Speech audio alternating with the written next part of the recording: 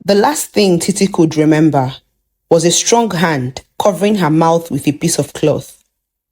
She tried to scream, but she had lost her voice and eventually her consciousness. Titi is a beautiful and brilliant young girl. She was just 15 when her mother passed. It wasn't sudden. She had been sick for a very long time, but it still broke her. Titi was so young and full of life. And after her mother passed, things changed quickly. Her father, Mr. Bayo, remarried within a year to a woman named Auntie Kemi. She thought it was too soon, but who was she to say? Her father said he needed a woman to take care of them. But Auntie Kemi wasn't like her mother. She was cold and calculating. At first, she pretended to be kind, bringing her small gifts, cooking for her and her father.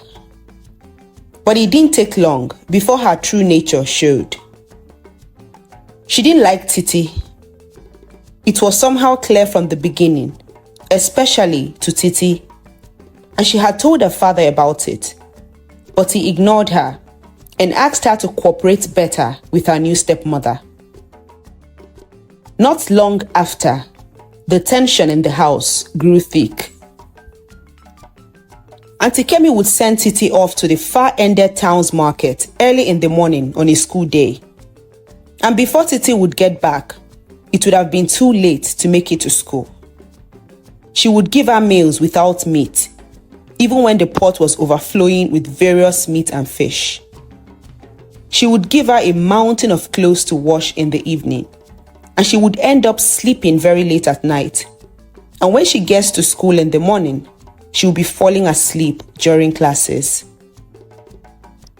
Titi, always cheerful and playful, started to change.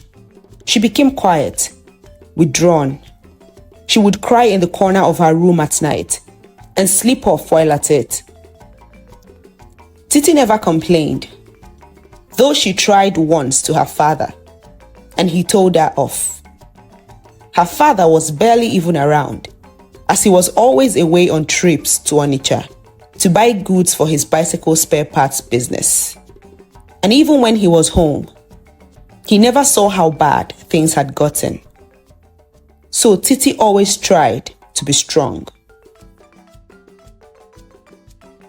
One night, things took a dark turn. Titi was returning from an errand Auntie Kemi sent her in the middle of the night. As she approached the house, she decided just suddenly to go through the back door. And that was when she caught a glimpse of Auntie Kemi, her voice low and hushed. She was standing under the mango tree at the backyard, speaking with two men. Their voices were rough, unfamiliar. She couldn't make out everything they said, but she caught something. She's a good girl, pretty. They will pay well for her, Auntie Kemi whispered. Titi crept closer to the door to hear more. How soon? One of the men asked. Tomorrow night. Just make sure you bring the money, Auntie Kemi replied. Titi wasn't sure what the discussion was about, as she naively brushed it off and quietly snuck back into the house.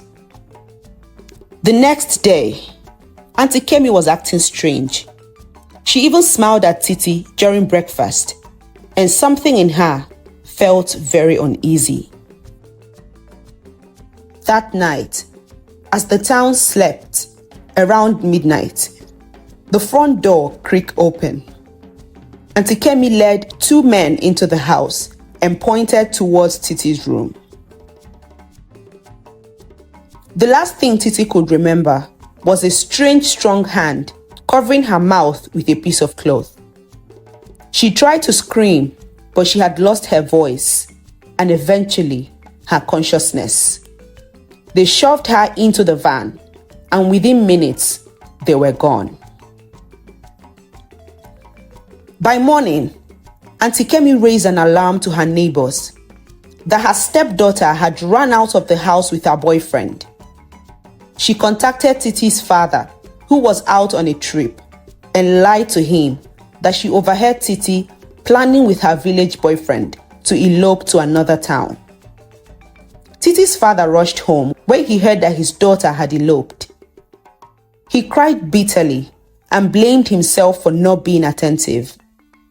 He reported the case to the local town's police, and they promised to investigate and search for his daughter. Titi woke up with a loud bang on her head. Her vision was blurry, and she realized she was in a moving vehicle. There were other people in the car with her, and within seconds, she could see clearly. "What is your name, young girl?" a lady in the van asked her. "My name is Titi," she stammered in fear. "How old are you to choose this path for yourself?" the other lady at the back of the van asked angrily. Titi was confused. She wasn't sure if she understood what they meant. "I'm 15 years old," she muttered, still terrified of her surroundings. "You mean that at 15 years, you already know man to a point where you are willing to travel to Kotonu to go and use your body to make money? Children of these days." The chubby lady by her side screamed, shoving her in anger. At this point, hot tears ran down Titi's eyes. She recalled the conversation she heard her stepmother having with the two strange men from 2 nights ago. Could it be that my stepmother sent those men to kidnap me into this? She questioned herself as she burst into tears. "I was kidnapped," Titi cried. "I was laying on my bed, and the last thing I remembered was being subdued by a strong hand." The 6 women in the van looked at themselves in confusion. One of the ladies spoke up after a while. "We have chosen this life for ourselves, and we are old enough to bear the consequences. But you are a child. If we allow you go through with this, your life will not remain the same." Titi looked on in tears as they kept muttering amongst themselves. She said a silent prayer in her heart, asking God to help her out of the life-altering situation she had found herself in. Along the way, the van came to a halt beside a narrow bush road, and the women all got down to relieve themselves. The driver and the hefty-looking bodyguards in front also came down from the car to keep an eye on them.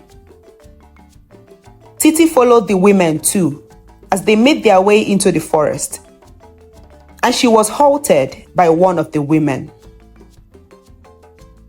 "Run," the woman said. Titi was confused. She looked around, and all she could see was a dark, bushy road ahead, with no sign of human life. "Run, Titi, and never look back. I'll bear whatever price I have to pay," the woman whispered strongly, as she tried to not draw the attention of the bodyguards to them. Titi thanked her with teary eyes and stumbled into the dark forest ahead, unsure of where she was headed. She ran as fast as her legs could carry her. She fell many times and stood up again to continue. Her body slashed and pierced by the harsh sticks and thorns of forest trees. She saw a light ahead as she proceeded deep into the forest and figured there must be a house nearby. She gathered all the strength in her to continue until she got closer to it. It was a street light and a long express road. Beside the road is a signpost that read Badagry, Lagos State. She had never been to Lagos before, and she knows no one in Lagos. She had lived in Jos all her life. "How do I get home from here?" She wept uncontrollably. Titi realized how dangerous it is to remain by the side of the road, and so she crossed the road and made her way to the street at the other side, determined to find help. She came across a buka restaurant beside a mechanic shop just underneath the long bridge. And after long deliberations, she approached the owner and volunteered to wash the plates and pots in exchange for a plate of food. The restaurant owner, Madame Bolu, was disturbed when she saw her scathed with marks all over her body. She offered her a plate of food first, and she gulped it down hungrily. Madame Bolu asked her how she sustained such injuries on her body, and why she was wandering on her own in that dangerous part of town by that time of the night. Titi's eyes couldn't hold her tears as she broke down. She told Madame Bolu of how she was kidnapped from her home and how she ended up on the run after the good woman in the van asked her to run. Madame Bolu was moved to tears herself. This is so heartbreaking. I have heard stories about girls being taken forcefully and sold off as prostitutes, escorts, or even worse. How could your stepmother do that to a young girl like you? She queried in shock. I will take you to the police station tomorrow, and we can find your way home from there. For tonight, I live in a small apartment after this bridge. You can sleep there with me. Titi felt relief and cried even more. Thank you so much, Ma. God bless you, she cried. By morning, Madame Bolu took Titi to the police station. She met a female officer on duty, and after narrating what transpired, the officer was enraged and vowed to get to the root of the matter. They scheduled a date to take Titi back home and also booked her for medical evaluation at the General Police Hospital. Titi stayed with Madame Bolu for a couple of days. She helped her at the restaurant, and she was so kind to her. On the day she was to depart to go home, she hugged Madame Bolu tightly and promised to keep in touch. The police took her to her hometown in Jos Plateau to reunite with her father and have her heartless stepmother pay for her crimes. They arrived at Titi's compound by evening. Her father had returned early from work and was sitting under a tree in their compound, lost in thought. He had been a shadow of himself since the disappearance of his daughter and blamed himself heavily. He looked up and saw someone that looks like his daughter approaching him. He stood up in shock and rubbed his eyes frantically to be sure. Titi ran towards her father and embraced him, sobbing. Mr. Bayo could not believe it. He had almost given up hope that he might die without seeing his daughter again. He embraced her tightly and they both shed happy tears. By this time, the neighbors have all gathered, smiling and cheering for both father and daughter. The police asked for Auntie Kemi and was told she is making dinner at the kitchen. Auntie Kemi had heard the noise and tried to escape from the backyard when she was apprehended by the police. They seized her phone and brought her out to the front yard. The police quickly looked through her messages to corroborate evidence. Lo and behold, her messages with the men that kidnapped Titi was still saved on her phone. She was also paid a sum of 400,000 naira from the hideous transaction. The neighbors screamed in shock at the revelation. Mr. Bayo could not believe his ears. He had brought in the devil into his house and almost lost his daughter as a result. Mr. Bayo knelt down and apologized to his daughter for being an awful father who didn't consider her feelings and safety. Titi forgave her father and embraced him. The police dragged Auntie Kemi away with them, as they promised Mr. Bayo and Titi that they would apprehend the men that forcefully took her from their home as well.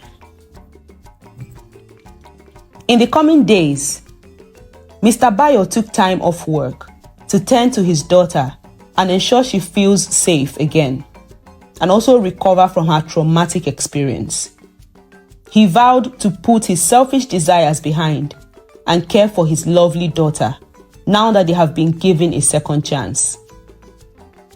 Titi went back to school after a month. She was recovering one day at a time, and she was grateful for everyone who had assisted to ensure the worst didn't happen to her. She made a personal resolution to excel in her studies, become a good lawyer and human rights activist, and fight for the freedom of young girls like her who might have gone through what she went through.